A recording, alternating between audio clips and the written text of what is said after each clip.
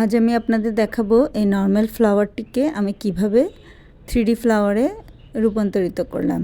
তো এর জন্য আমি যে ফুলটা আছে সেটাকে প্রথমে বাটন ফোর দিয়ে স্টিচ করে নিয়েছিলাম। দেন এটার উপর থেকে আমি আবার বাটন স্টিচ শুরু করি। কোনো কাপড়ের সাথে এটা লাগবে না, এটা শুধু সুতার উপরেই বাটন স্টিচটা করতে হবে। তো এর ফাঁকে আমরা একটু বাইরে থেকে ঘুরে আসি।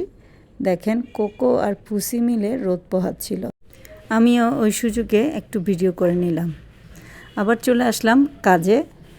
তো দেখেন আমি এভাবে করে প্রথমে একটা লেয়ার দিয়েছি, সেমভাবে আরেকটা লেয়ার দিয়েছি, এভাবে করে আমি এখানে 2টা লেয়ার দিয়েছি। তো চাইলে আরও একটাও দিতে পারতাম, তাহলে আরও বেশি 3D হতো আর কি। তো আমি 2টা দিয়েছি এটাতে।